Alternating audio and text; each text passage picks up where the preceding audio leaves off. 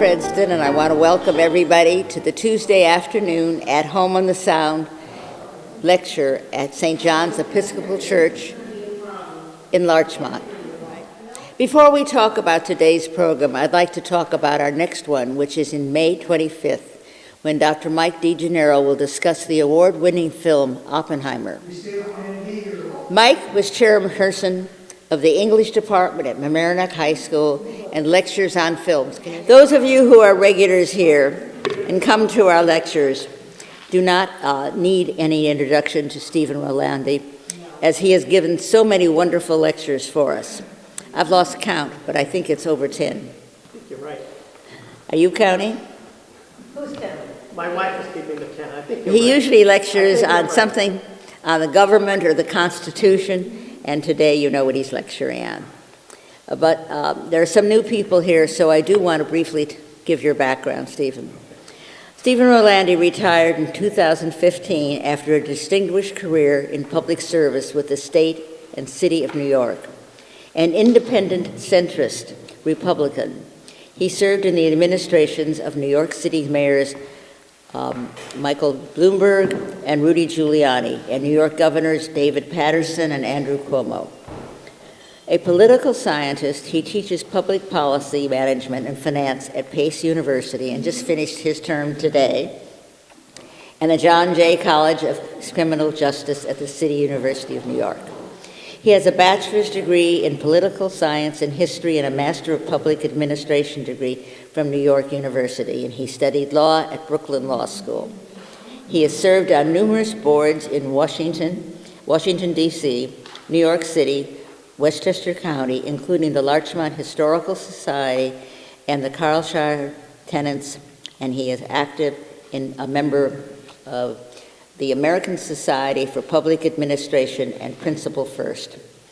Today, Professor Rolandi will talk about the 1832 election, asking if history will repeat itself, where an incumbent president, Joe Biden, who will be competing against the immediate past president, Donald Trump.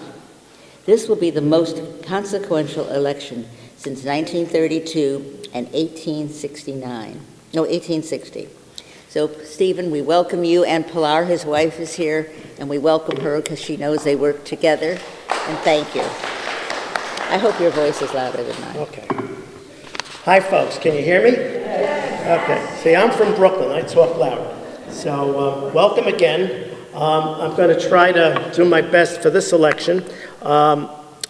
First off, want to thank Pilar because she is the brains of the operation. So she's right there, and if I make a major faux pas, it's my fault, but if you like the presentation, Pilar gets all the credit. Okay. So my assignment today, it's a little challenging. 2024 is the year of the dragon, which we're told can be many good things.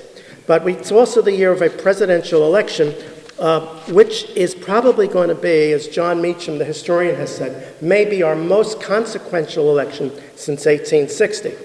But we want to compare it to the 1892 election, when Benjamin Harrison, as Ellie said, was the incumbent president, and he was defeated by Grover Cleveland, who was the president before him, and who Benjamin Harrison had defeated before then. And looking at that election, not too much has been written about it. Historians call it the forgotten election.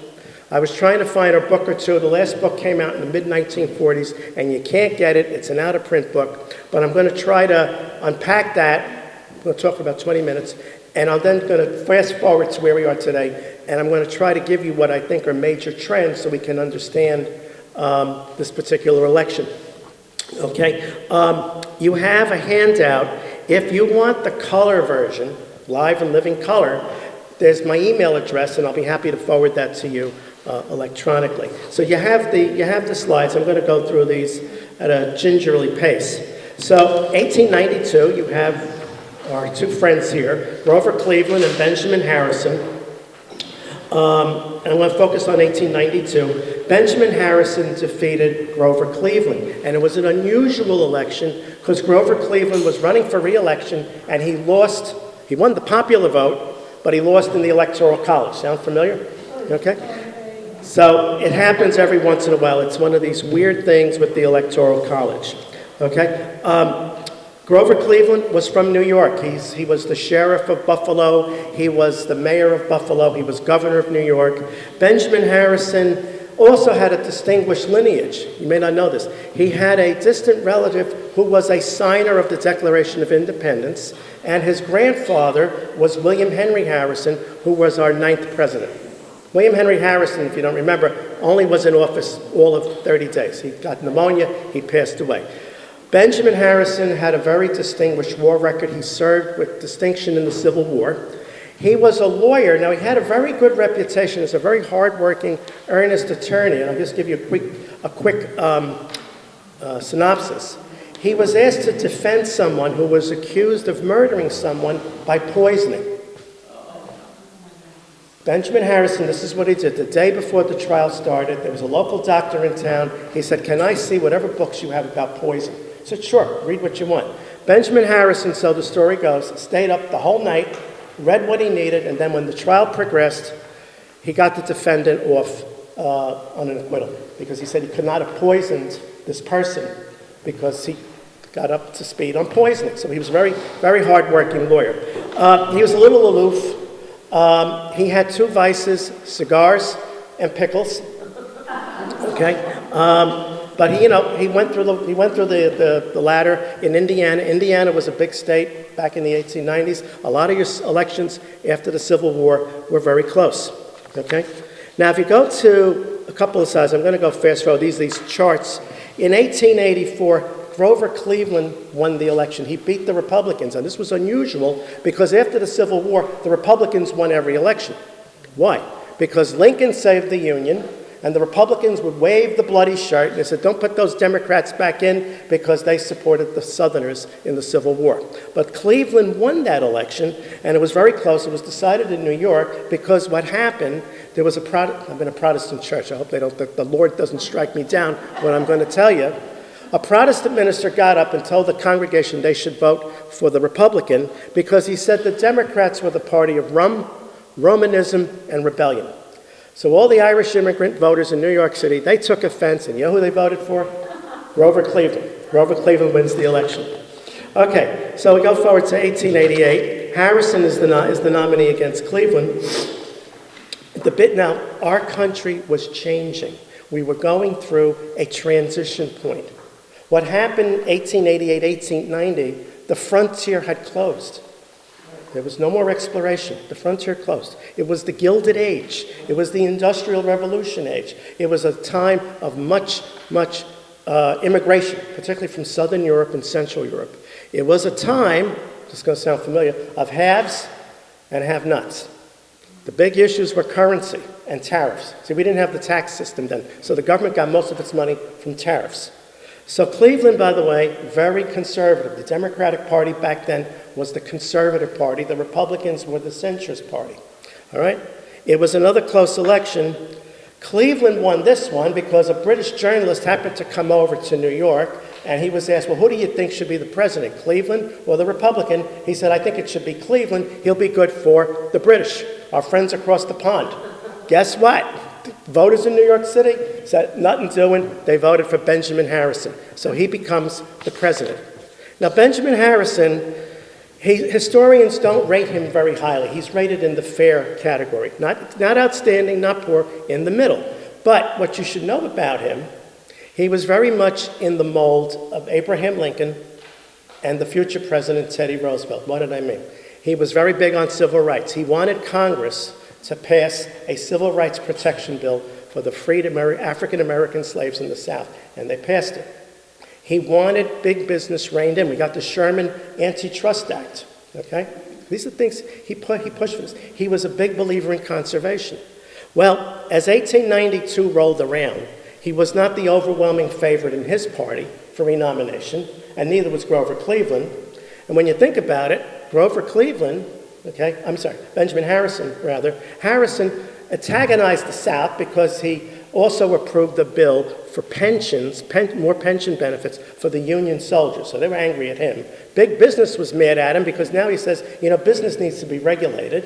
And then there was a big labor strike in Pennsylvania that killed a lot of people. So he goes into this election not as the favorite. Cleveland says, listen, you vote for me, I'll keep the United States on the gold standard.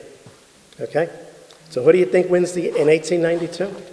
Grover Cleveland. Grover Cleveland. Also, there was a sad thing that happened to Harrison. His wife was very sick, I think from tuberculosis, and she died a few months before the election. So Harrison was heartbroken. He stopped campaigning. Cleveland, out of respect for him, stopped campaigning. And as a matter of fact, Harrison was so destroyed, he didn't even vote for himself. So he was very happy to give the White House over to Cleveland. And as a matter of fact, it is said, actually two things. They had just installed electricity in the White House. Him and his wife never put the lights out because they were afraid they would be electrocuted. So Harrison went back to his law practice. Cleveland becomes the president. We had a panic in 1893, so Cleveland's party lost the following one. Cleveland, you should all know, ends up on the $1,000 note. You can't find them anymore. And Harrison shows up on the 13-cent stamp, the 24-cent stamp, and I think the dollar stamp. So that's Harrison. Okay? So that's the election. So some say, looking to this year, history may repeat itself because we seem to have some of the same factors. But I maintain it's going to be a little different. So let's see what happened in 2020. First off, I'm going to maintain to you the election was not stolen. It was not stolen, and if anybody wants to read a comprehensive report done by several conservative Republican judges, lost, not stolen, the former incumbent did lose the election. It was close. It was also one of the heaviest turnouts we've had in American history, almost 160 million people. Mr. Biden got 51%, Mr. Trump got 74 million. But I'm going to tell you how close it was. There were several third-party candidates, and they drained enough votes away from Trump. So it looks like he lost Arizona, Georgia, and Wisconsin, Libertarian Party. You can drill down and look this out. Now, put it another way, if 43,000 voters in Arizona, Georgia, and Wisconsin had changed their minds when they went in to vote, if we would have had a tie in the Electoral College, Congress would have had to pick the president. Okay? There's an outside chance we may see that again. All right. Now, if you go to midway through your handout, I have a map here of the 2024 election. Okay? Now, what happens after every 10 years with the census? We have to realign. We realign the population. The population moved around, so the representation in the House of Representatives changes, but so does the Electoral College. And what happened because of population, I'll just tell you about New York. New York lost one seat. Right here in Westchester. Well, they also lost it in New York City because what happened, my two former employers, the city of New York and New York State, Governor Cuomo and Bill de Blasio couldn't agree on how to get more people registered for the census, so New York lost one. So we lost. We lost, even though our population stayed about the same. California lost a seat. Texas picked up. Florida picked up. Michigan lost. So you put it all together, guess what? Mr. Trump starts 3 electoral votes more than he got last time. All right, that's the census. That's how the census works. So if nothing else changes, the score would be 303 for Mr. Biden, 235 for Mr. Trump. We'll see. Now, you have a calendar for you. I'm not going to go through that. So the Republicans are going to meet in Milwaukee, 15th of July.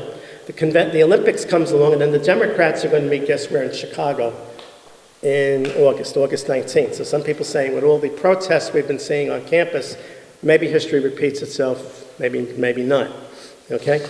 Now, what's also going to happen, we will have a new House elected.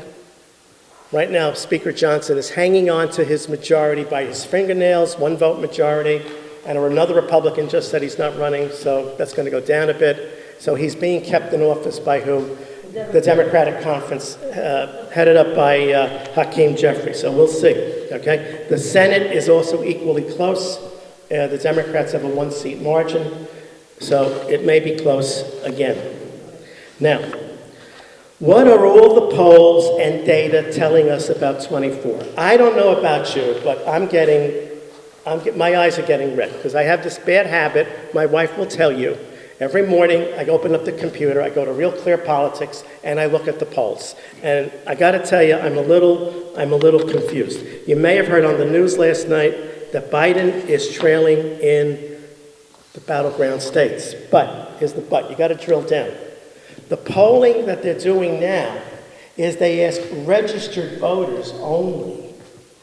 A registered voter is somebody who's registered to vote. They may not show up on election day. Now think about it. We had a 2/3 turnout last time. We had 160 million people voted, but that meant about 80 million people didn't vote. So the better measure is to look at what's called likely voters. And if you look at likely voters, they're neck and neck in those battleground states. So we'll see. Now, one thing that's hurting the president, he has a relatively low approval rating, and for an incumbent going into an election, that's not good. President Obama had a higher rating. President Bush, 43, had a higher rating. Jimmy Carter had a lower rating because of the economy. So did George H.W. Bush, and so did Jerry Ford. So if you follow that line of thinking,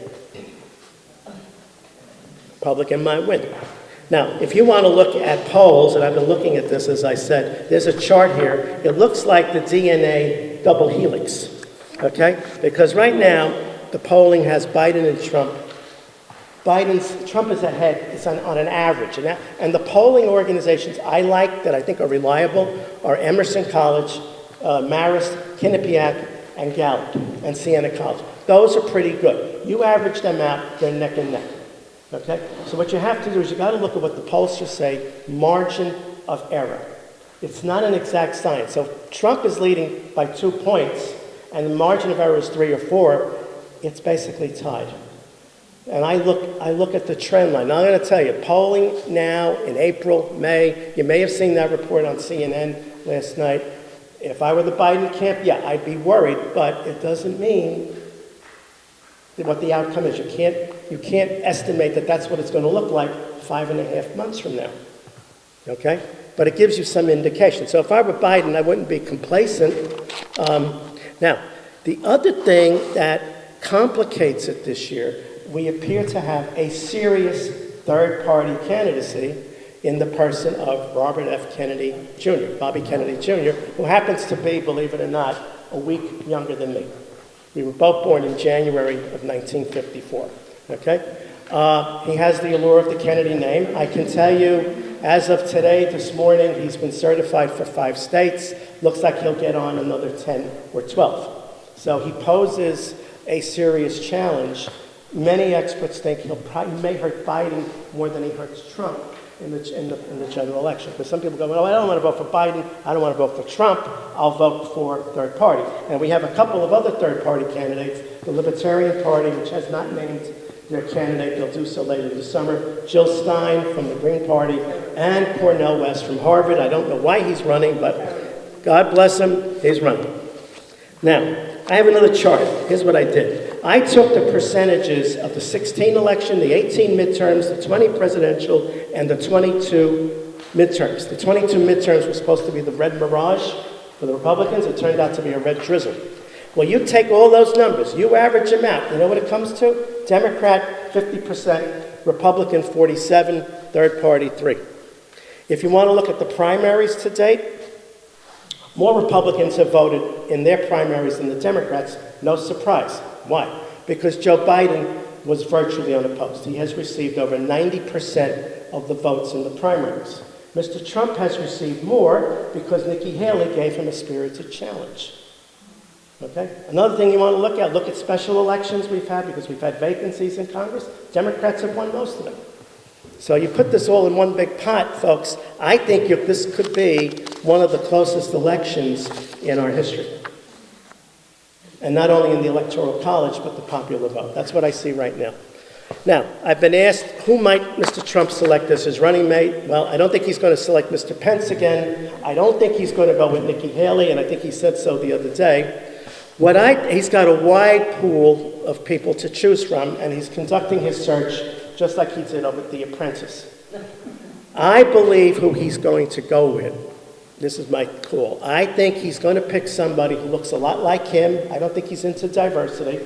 Because he's cash-strapped, because of all his legal trials and tribulations, he's going to pick someone who can raise a lot of money fast. And my prediction will be is either the governor of North Dakota, Doug Burgum, who's a billionaire. He could write a $100 million check for Trump like that.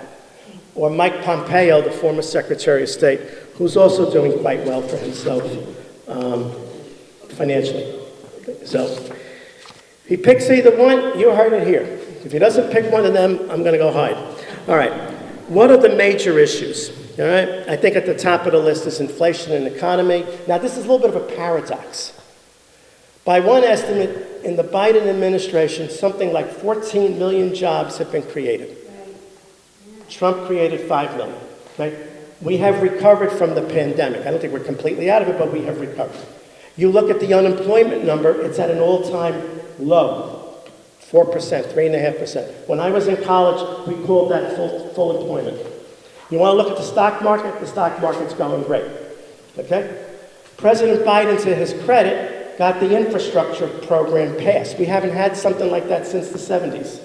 All right, so just wait a few years. Maybe you won't see as many potholes on Boston Post Road. My wife and I go to Stamford a lot, Connecticut. They're already doing projects. You'll see something say infrastructure. But here's his problem. We go get groceries every week. We're looking at the prices.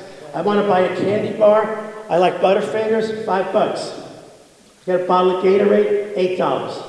This is out of reach for some people. It's true, wages have gone up, but prices have gone up more. Our inflation rate compared to other countries around the world is lower. But explain that to a family of 4, and you can understand why they feel the way they do. Let's go to the southern part of the country. The border is a big issue. I will admit to you, I am supporting President Biden. I was supporting Governor Haley. But I'm on the Biden team now. The border is a disaster. They're too bad the House couldn't, and the Senate couldn't get that bill passed, because it was a good bill. But Mr. Trump had other ideas. That's going to be an issue, okay? We have a perception of increased crime in many cities. That may be an issue also.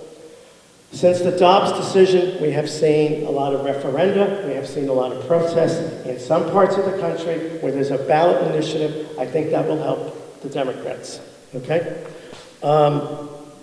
Some folks like me are concerned about the future of American democracy, and I'm really worried, folks, about the debt. I just got a report the other day. For the first 6 months of this fiscal year, what do you think was the biggest expenditure of the federal government?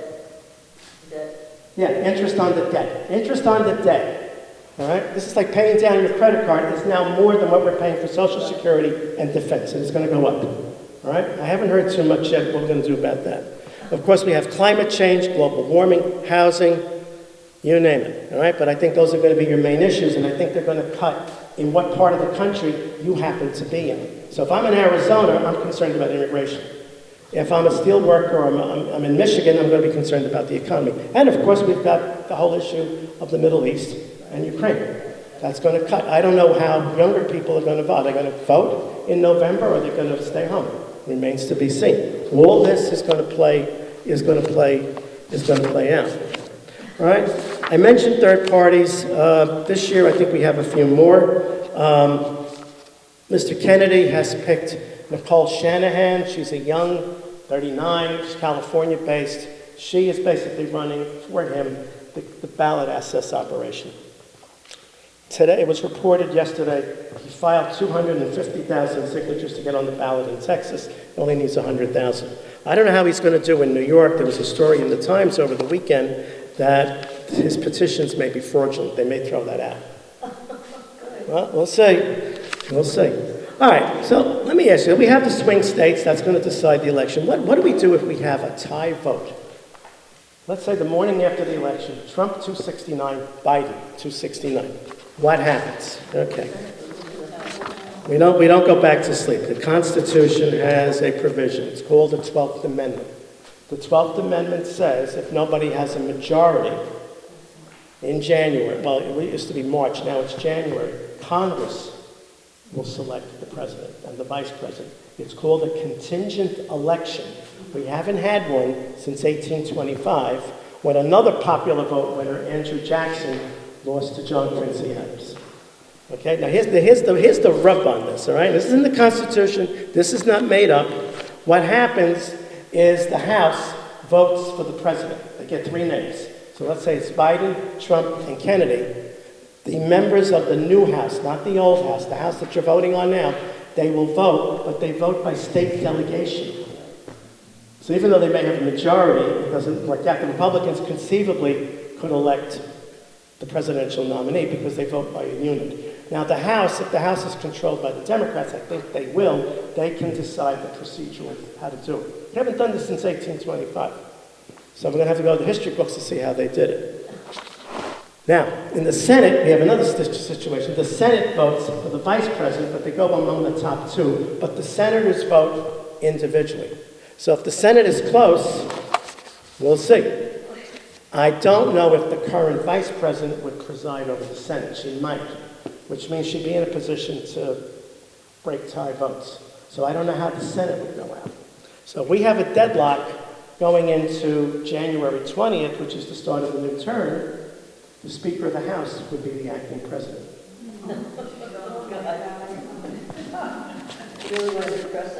Well, I'm not depressing you. I want you to know, so if you hear all this, you've heard it here. So that's why you vote for Congress and Senator, it's important. Okay? I know the presidential is the big election, but House and Senate also. Okay? Now, one other thing. Okay, and I gotta be careful how I say this. All right. This year, the major candidates, including the major third-party candidates, are all over the age of 70. This is not a put-down, this is a fact that this is going to be the oldest group of candidates we have had in American history. So the question becomes, will they make it to the finish line come November or January? So what do we do? So let's say, for argument's sake, I don't wish anybody well ill. Well, let's look at Mr. Trump for a minute. He's got to be a nutritionist nightmare. He chows down on cheeseburgers. He stays up all night. I've been watching some of the trial on TV, not all of it. I look at his facial expressions. He's got to be under a lot of stress. Let's say, God forbid, he suffered a heart attack and he can't run. Let's say it happened before the convention or after the convention. The rules of the Republican National Committee would kick in and they would come up with a substitute candidate. No, I'm sorry. Okay. Let's say Mr. Trump, for some reason. Okay, how's that? Let's say Mr. Trump can't be the nominee, even though he's got the delegates, because something happens, okay? And let's say it happens right before the convention in July, or right after the convention. The Republican National Committee would pick the replacement. That actually happened in '72 when George McGovern's running mate, Tom Eagleton, had to step aside. The DNC picked the replacement, and they picked up a Sergeant Schreiber, you may remember. All right. Same thing with the Democrats. Now let's say one of them gets sick or resigns or dies before the election. What do? We're not sure. This is where the Electoral College kicks in. Let's say something happens to one of them after the Electoral College meets. The electors would probably have to pick somebody. If we go to January, let's say Mr. Trump's in jail, I don't know how he's going to serve, all right? Or let's say, God forbid, something happens to one of them. Okay, let's say Mr. Biden is reelected and he has to step aside, and it's on January the 20th, the vice president would become the president. Okay? So we have something, there is an outline of something to follow. The other thing you should know, and this was in response to the January 6th tragedy, Senator Collins and Senator Manchin got the rules changed so there would be an automatic certification of the vote of the Electoral College. See, what happens, the electors all meet in their states. They'll meet on January 17th. Then they send all their papers down to Washington. Then on January 6th, 25, they all assemble in Congress. They open up all the certificates and they declare the winner. The law was changed 2 years ago, so the vice president cannot change it, has to certify what's there, okay? And the threshold for a protest has been increased. So they tightened up the procedure. So we'll see. That'll be the first time it will apply. So, this is where we are. Now, to answer the question, will 24 be like 1892? I see a lot of parallels, all right? But I don't think, they say history rhymes. They don't say history repeats itself. It rhymes. So perhaps This election may have a lot of elements of 1892. We may have a lot of elements of 1860 because the country is very divided, as you've never seen, where we were on the edge of a civil war. Some say because of the anti-war protests, we may see some reoccurrence of what we saw in 1968, when the protests got really out of hand in Chicago, and Hubert Humphrey, many analysts believe, lost a lot of votes. So this could be a combination of 1892, 1860, and 1968. So, as they say, time will tell. My hope, my prayer is that whoever comes out of this election, the results will be accepted. Okay? Because if they're not accepted, then we have a more basic problem. Okay, this is my formal presentation. I told you I would keep it to the 25-minute mark. Now I'll be happy to open up the floor to any questions or discussion. Question? No, I can't talk so much. Okay. I'll be loud. You know, in 2016, everybody agreed, all the bloody polls agreed that Hillary would win. And she won the popular vote, but what is it with this electoral college? Okay. Can't we get rid of it? Okay. No. The short answer is you could get rid of it, but it is a very arduous process. Okay, she lost this way, I think she lost the election. But why does everybody follow the polls? I mean, Because that the makes poll, no okay. sense. Because the polls, you know what the polls are like? It's like you go to the doctor every 6 months, right? I go to the doctor, they'll say, you know, Steve, you're smoking a little. You're overweight. You don't do something about it. You come back here in 6 months, you're going to be maybe on the way to the hospital. The polls are some indication. They're not completely perfect. It's an inexact science. I will tell you, they have gotten better since 16. What happened in 16, they looked at a lot of states where she was slightly ahead. Trump was right behind her, and somebody forgot to say, margin of error. Okay. The other thing, I think, the dumb thing she did strategically, she ignored Pennsylvania, Michigan, Wisconsin, thought she had it in the bag. Kellyanne Conway must have been a genius because she told her boss, you got to go to those states because there was an opening. Now, should the Electoral College be abolished? Yeah, a lot of people say you should. What would you put in its place? Probably a direct popular vote. Now, there is a workaround this year. Those of you that are active with the League of Women Voters, they have put forth the National Vote Compact proposal. And we're 2 states away from making it happen. How does it work? If the state of Texas agreed to abide by the Electoral Vote Compact, and the state of Texas and their electors voted for Trump, but Biden wins the national popular vote, Texas electors would vote for the popular vote winner. They're 2 states away. Robert Reich, who was Secretary of Labor in Clinton's administration, is pushing this. The League of Women Voters is pushing it. It's a workaround. To get the Electoral College changed to a popular vote, straight popular vote, you need a constitutional amendment, which means you need 2/3 of Congress to approve it and 3/4 of the state legislature. I don't think it's going to happen because here's what's going to happen. Some people are going to say one party may get the advantage over the other. I think there's another problem, is that the House of Representatives is not calculated correctly. Why do I say that? The House of Representatives has been fixed at roughly 435 votes since 1920. They didn't want to change it. It was also the time when we passed in this country national quotas for immigrants. So I believe, my theory is the Southern representatives to the Congress wanted to keep it at an artificially low number. Let me just tell you what I mean. You go down to Washington, you want to see Congress in action. 435 members of the House, that's the full body. My wife and I were in London a couple of years ago. We went to Parliament, they have 630 members. We have many more people here than our friends across the pond. I think they have to adjust that to reflect population. But good luck, because you know what's going to happen? One party says we're going to benefit, the other party says we're not going to benefit, we're not going to vote for it. So what I think's got to happen, you're running for president, you've got to look at these. See, I think Hillary also, all respect to her, she picked the wrong running mate. I want to have nothing against Senator Kane. She should have picked a running mate from the Midwest. She would have been a lot better. I think she blew it. My opinion. Well, I Marlene. was just going to say, when the main thing is the small states are never going to agree. They're not going to give up their power. Of course. Why should they? Wyoming isn't going to give up its power to New York State. or No, Texas. no.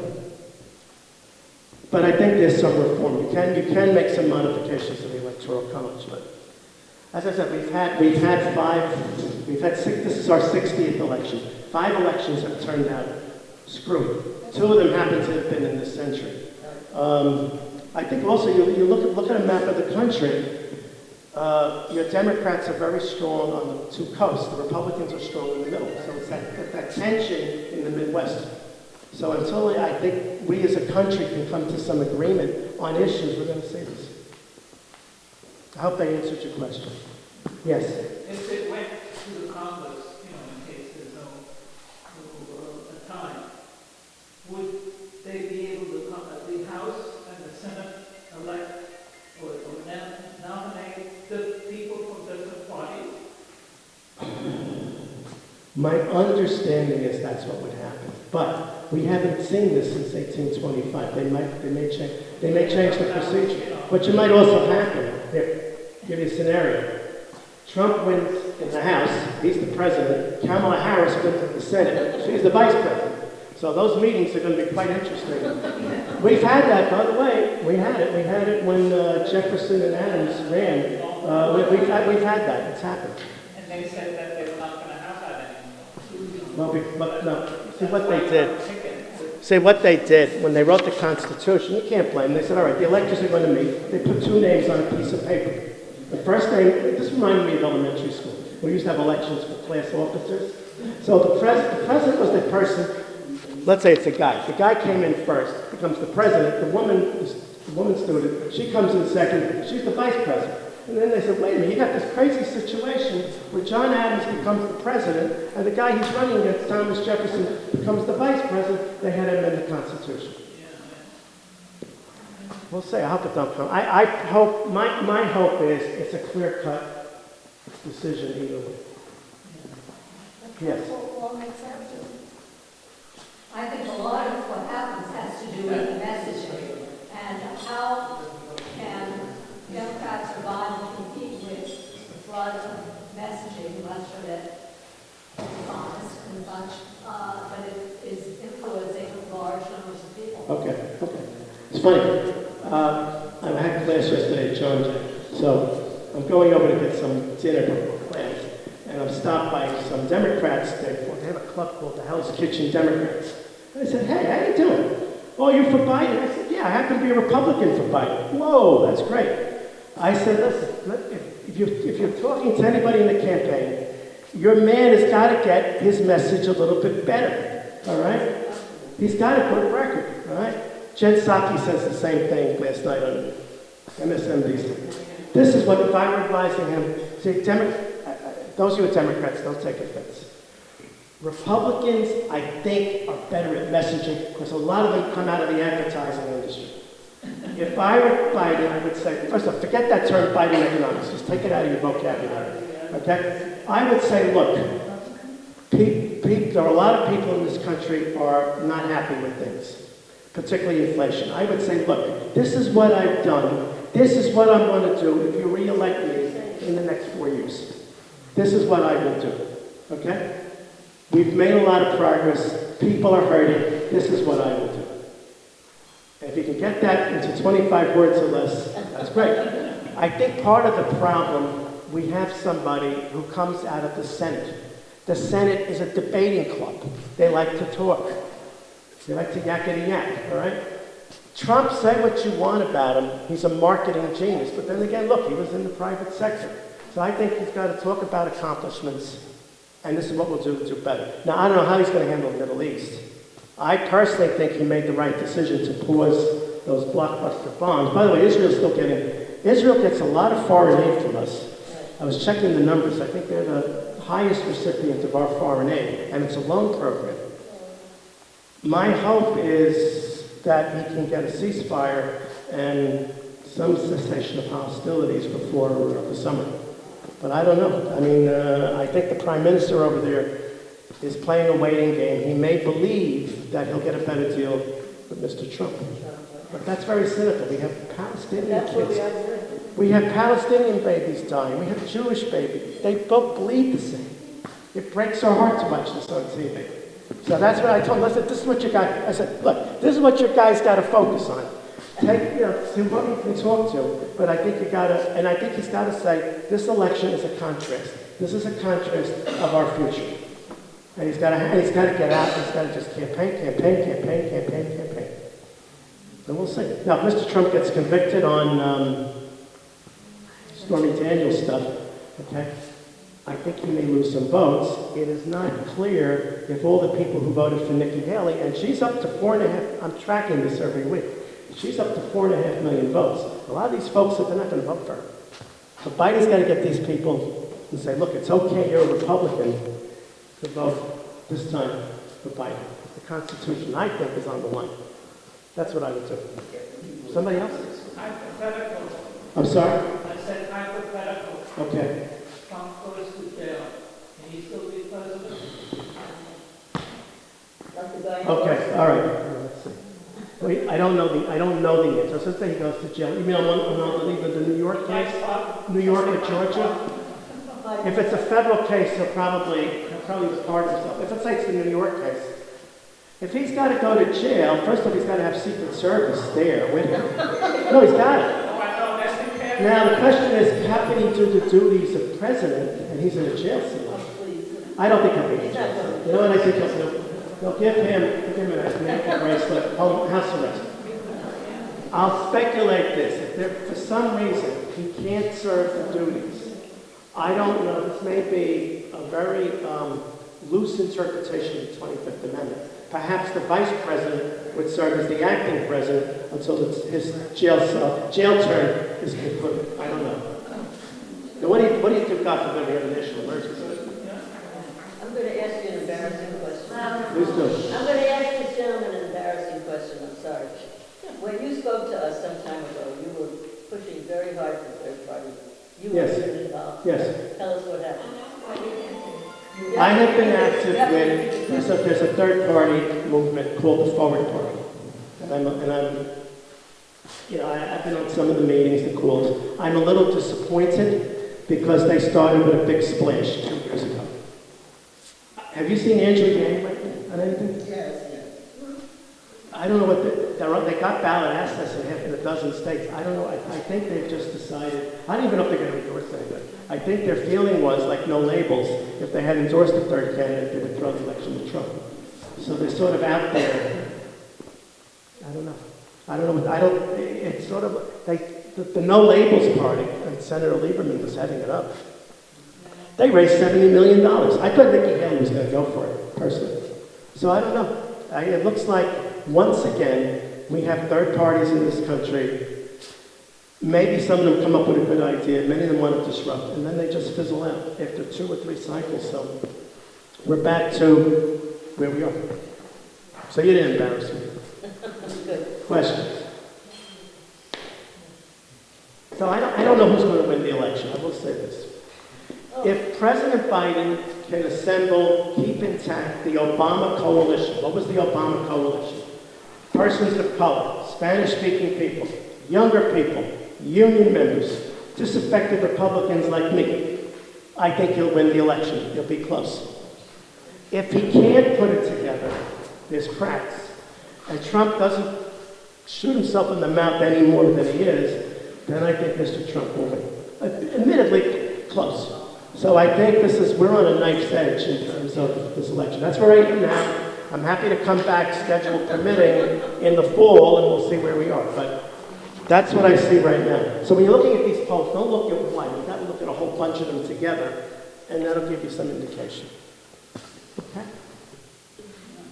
Yes? Do you think that the abortion issue is any indicator of whether people who are Republican registered might vote Democratic in presidential? Okay, we have some polling on that. Actually, Mr. Biden was 6% of all Republicans in 2020, including me. I think for some Republican women, particularly it's a big deal. I'll tell you what, we are critical. Those collar counties around Philadelphia, those are suburban areas. That's like,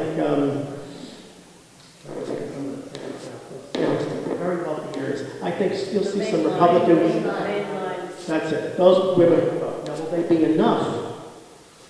See, this comes down to math. Will they be enough to swing the election? And you got to really have to swing this. Ultimately, the Electoral College.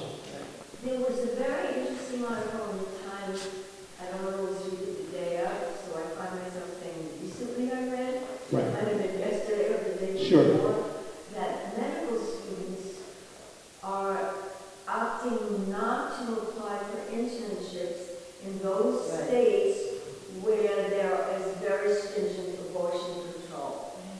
And I think that the Democrats should capitalize, should publicize that and demonstrate on that point, because it means there will be less health care for the people who live in those states. The people are smart enough. You know what I'm saying? They could. I mean, they could. I'm going to give you another issue. It's a sleep. I owe somebody an article. This debt problem, let me tell you what's going to happen, all right? And Mr. Biden, to his credit, has proposed a tax increase, which is, Mr. Biden, to his credit, we have a serious debt problem, all right? And we don't deal with it. You know, experts are saying in 10 years, 20 years later, we're going to look like Argentina, okay? To his credit, he proposed a modest tax increase. What is it? To end the Trump era tax cuts. Trump did bump the economy up. I will give him credit for that. In 17 and 18, the economy went up. GDP went up. Jobs went up. But you know what? He gave everybody a sugar high because he gave you $8 trillion in debt at the same time. Right? If I were Biden, I would hammer that Mr. Trump, all Mr. Trump has said is that they may have to cut Medicare and Social Security because he's going to do another tax cut. And some of the proposals he wants is going to be more government, particularly in education, not less. So the debt's going to go up even more. And you know what's going to happen? Wall Street's going to say, you better do something, and he's probably going to cut Social Security and Medicare. If I were Biden, I'd hammer him. A lot of people don't understand it. That's what I would say. The other issue, I haven't heard that story, but I could see that could be an ethical problem for young doctors and young interns. I think that abortion issue, I think it's going to cut in certain parts of the country. It's not going to be across the board. Do you think Biden should debate Trump? I'm very disappointed with these debates. They're particularly pie-throwing contests. He has to debate, particularly if Kennedy gets on the ballots. He may have a three-way debate. But I don't find them very informative. You know what I think would be better? Personally, I would do a town hall. I would do Trump at 8 o'clock, Biden at 9 o'clock, Kennedy at 10 o'clock, and let the voter decide who they like. These debates are not very informative. I'm sorry to say. The Republican primary debates were my high school student council, my wife's high school student council. Those debates were more informative.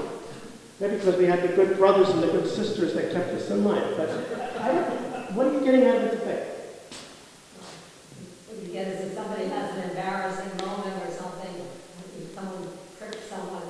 I personally don't see what it is. But then again, you know, getting into September, Biden may say, no, I'm still behind.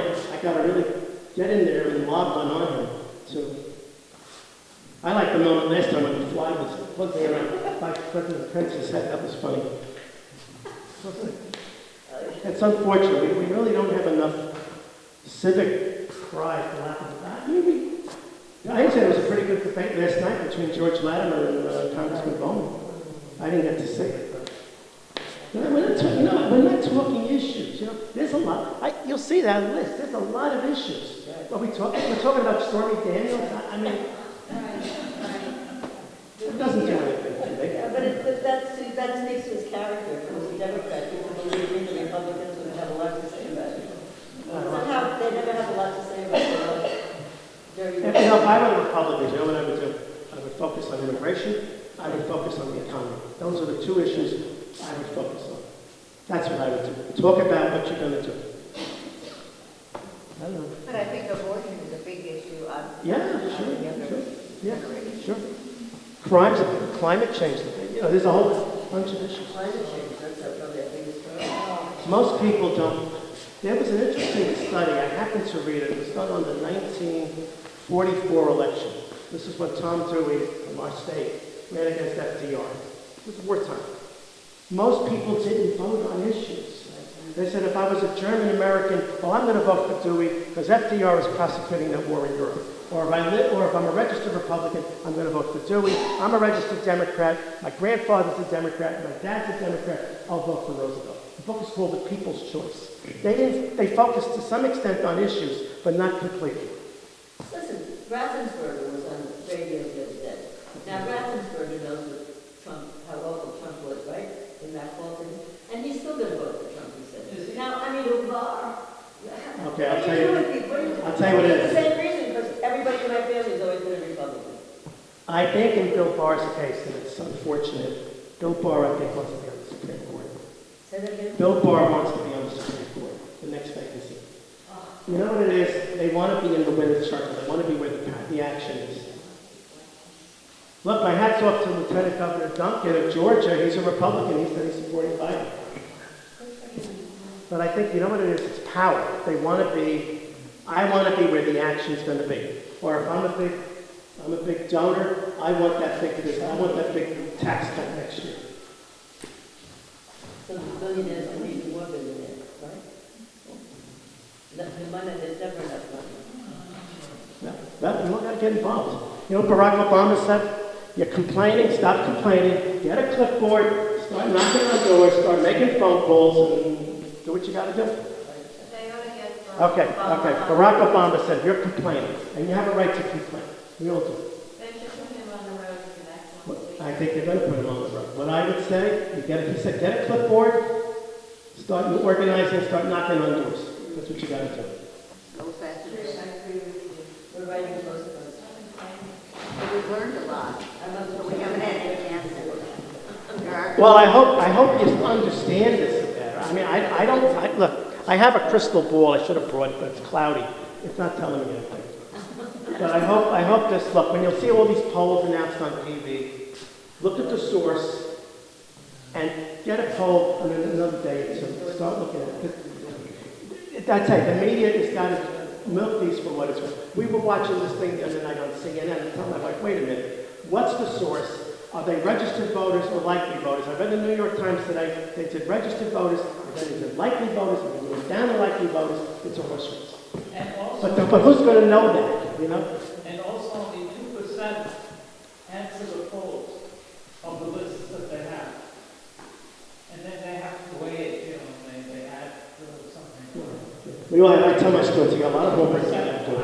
You got a lot of homework you got to do, so we all have to be more informed. So I have hope. And you have to vote. And you have to vote early in office. That's right. So that in Massachusetts, right? That was the curling machine. That place coming back, by the way, the last to vote. All right, anybody else? Thank you. Thank you. Go on and on. Thank you.